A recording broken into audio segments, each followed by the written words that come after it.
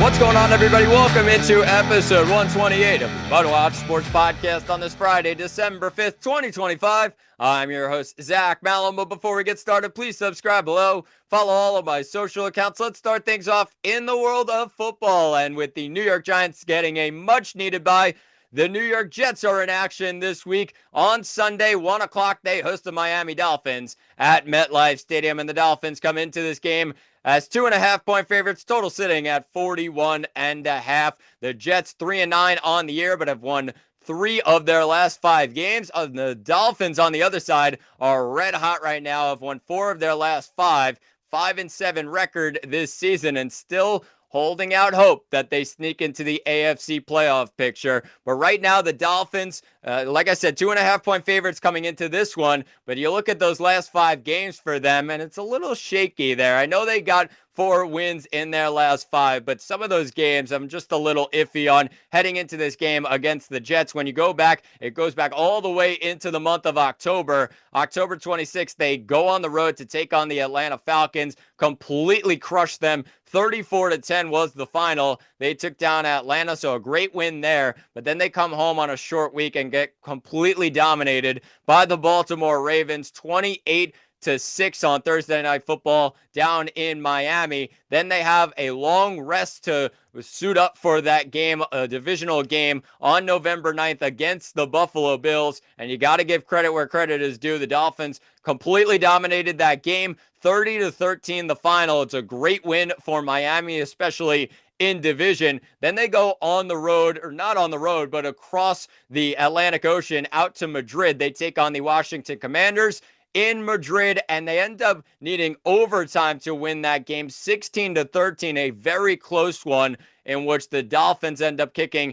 the game-winning field goal in OT to win it. Then they take a bye week, and then they come home to take on the New Orleans Saints last week, and that one finished a lot closer than the game actually looked like it was in the first half. The Dolphins completely were outrunning, outpassing the Saints in that one. The defense looked really strong, but that was in the first half of the game, and New Orleans really got themselves back into that game late in that one. Fourth quarter, they come back and make it a real close one, give the Dolphins a bit of a scare, and that's a bit of a worrying sign heading into this game against the Jets, who defensively, even after trading Sauce Gardner and Quinnen Williams, 2 of their top guys, really arguably their 2 top guys on their defensive side, they end up looking a lot better in recent weeks on the defensive side of the ball. You really like what you've seen from the secondary as they've gotten rid of Sauce Gardner as well as Michael Carter in the slot. You really see improvements out wide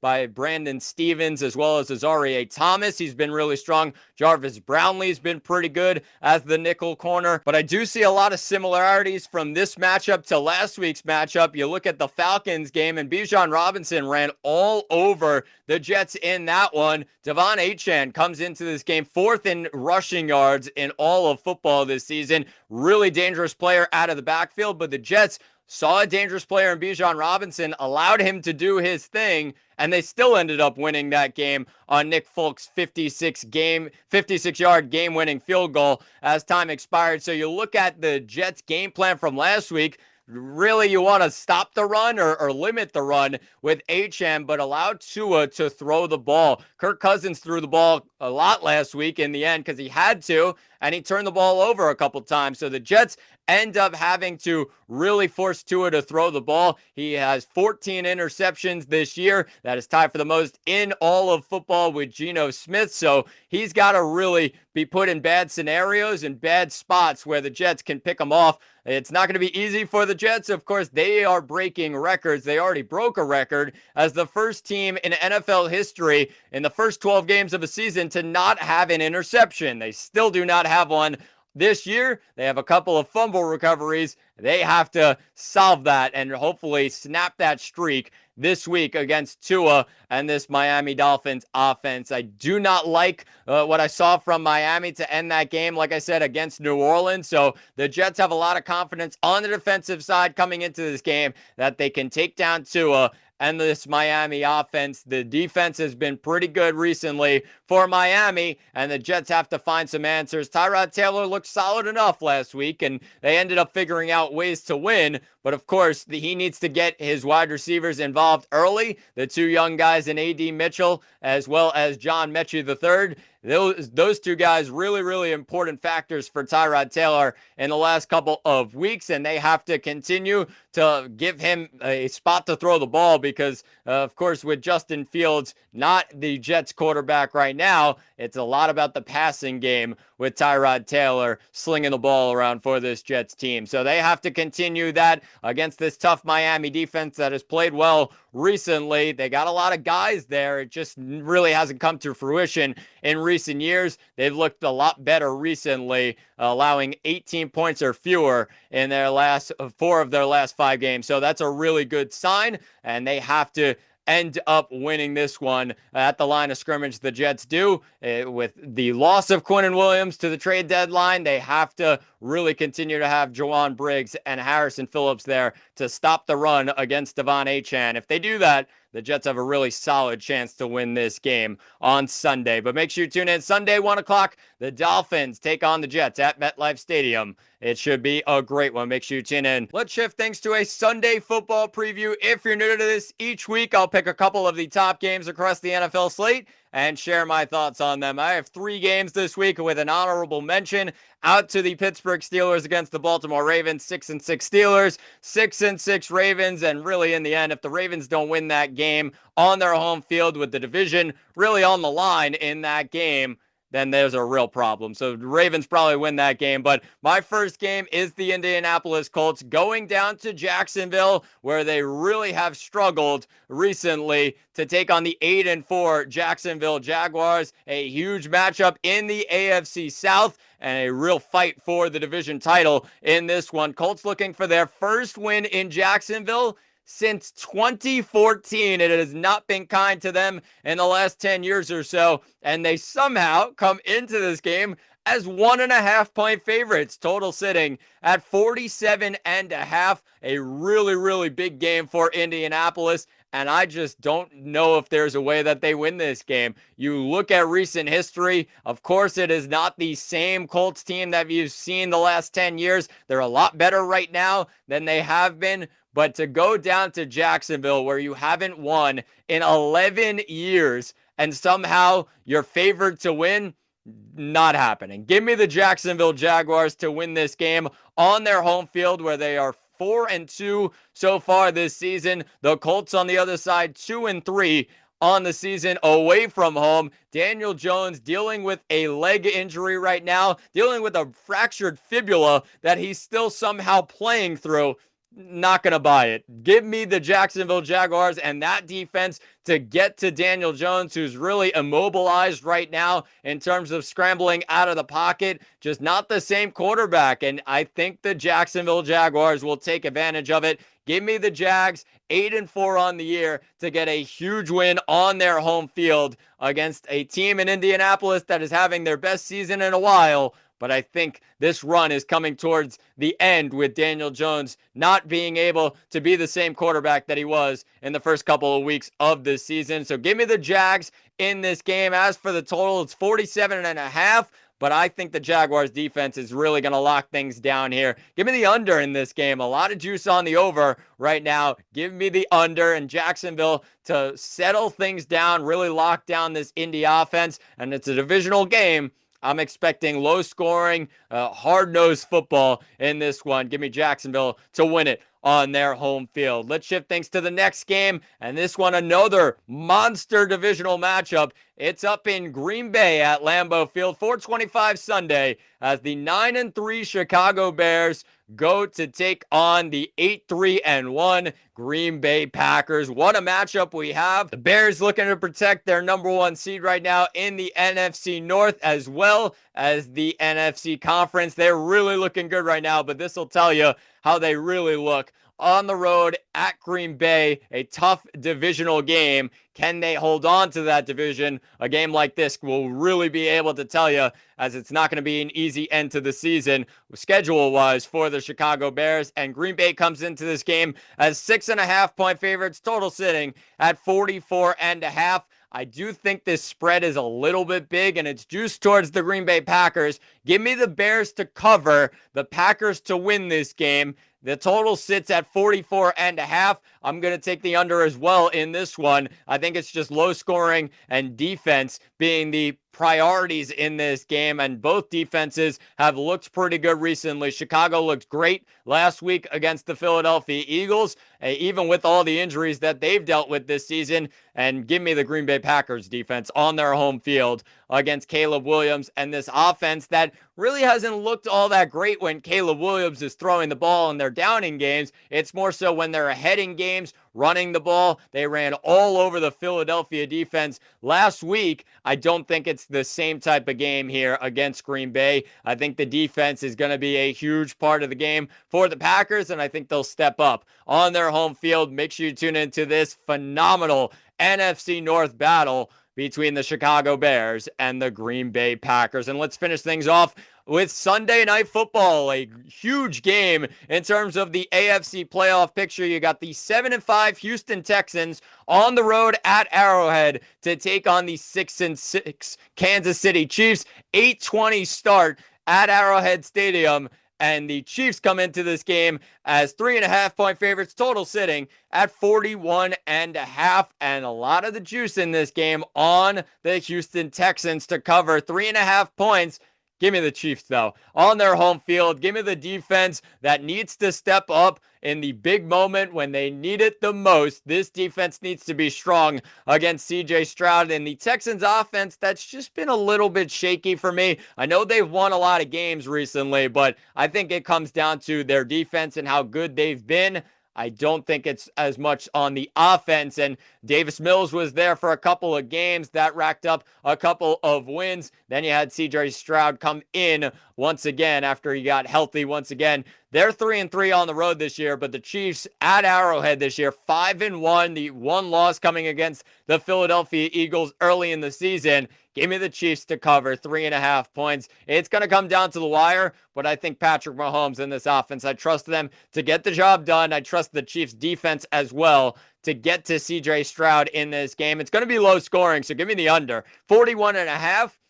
Give me the under. Both these defenses really, really good, but I think the Chiefs end up covering and winning this game by 4 or more. Should be a phenomenal game, and if the Chiefs lose it against this Texans team, they are really missing the playoffs right in the face. And that really is a worrying sign for Kansas City fans. Never something we thought we'd be saying with Andy Reid and Patrick Mahomes, a team that made it to the Super Bowl last year once again. So that's a very great Sunday slate of NFL football, and make sure you tune in all weekend long as it's a great Sunday slate as we get closer. Week 14 now. Really a lot of playoff implications on the line for a lot of these teams. Make sure you tune in all Sunday long to the NFL slate. Let's shift things to basketball as the New York Knicks are in action tonight. A 7:30 start as they host the 8-13 Utah Jazz. The Knicks coming off of a big win against the Charlotte Hornets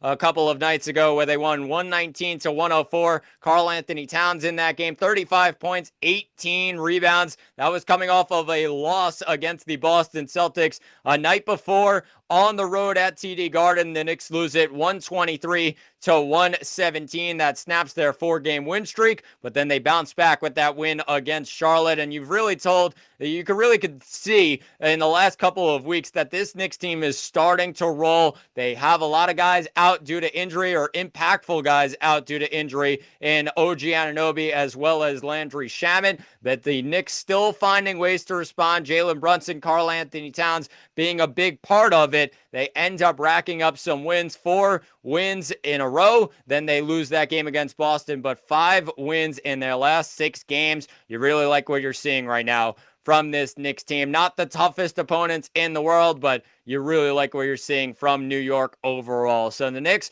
take on the Utah Jazz in MSG tonight. It's going to be a great game, 7:30 start, and the Knicks come into this game as 15.5-point favorites, total sitting at 241.5, 8-13 Utah Jazz, 14-7 New York Knicks, and the Knicks should dominate once again against a weaker opponent. Utah is really not that great of an opponent, and Utah has been better recently. They've won 3 of their last 4 games, including wins over Sacramento and Houston in that time span, but not a great team that they're going up against. The Knicks, of course, cannot play down to the level of Utah in this one, but the Knicks not the same team on their home floor than they are on the road. They are actually way better on their home floor, 11-1 on the year at MSG, and another game where they get to play it in front of their home crowd and dominate their opponent. So make sure you tune in tonight. 15.5 points is the spread. Knicks should dominate this one once again. 8-13 Jazz taking on the 14-7 Knicks. Let's finish things off today in the world of college basketball as number 23 St. John's host a tough opponent at MSG on Saturday evening. An 8 o'clock start as St. John's hosts the Ole Miss Rebels, who come to Madison Square Garden 5-3 on the year, and a very tough test for them. It should be a great matchup for St. John's, who has 3 losses on the year, and it really will tell the story. Ole Miss not on the level of those 3 opponents that St. John's has faced, but 3 losses for the Johnnies this year against Alabama early in the year at MSG, and then on the road at the Players Era in Las Vegas. They lose to number 15 Iowa State as well as number 21 Auburn last week, so they're looking to bounce back after that Players Era where they had 2 losses in their 3 games. They look at this game against Ole Miss not on the same level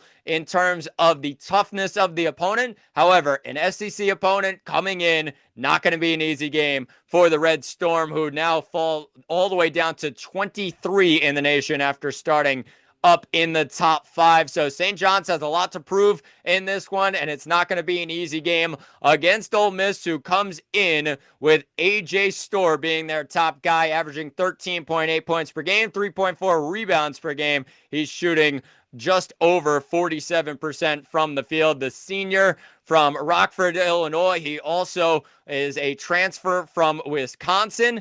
So he played there a while ago. He also played at KU last year, Kansas at Allen Fieldhouse. So St. John's does not have an easy game in this one, but their guys should dominate down low. That's what you're looking for from St. John's in this game. Bryce Hopkins being the leading scorer for St. John's this season so far, 16.1 points per game. He's shooting 50% from the field, so that's a great sign for the newcomer and the transfer from Providence. You also have some other bigs down low. Zuby Ejiofor still yet to really get going. He had a couple games where he's looked strong, but not really towards the level that he was a season ago. Of course, the Big East preseason player of the year heading into this year. 15.6 points per game he's averaging, shooting 59%, but you don't feel the same type of dominance so far this season from Zuby Ejiofor. Still looking to really pick things up and get into full season shape, as it's not going to be an easy game, like I said, against Ole Miss on Saturday.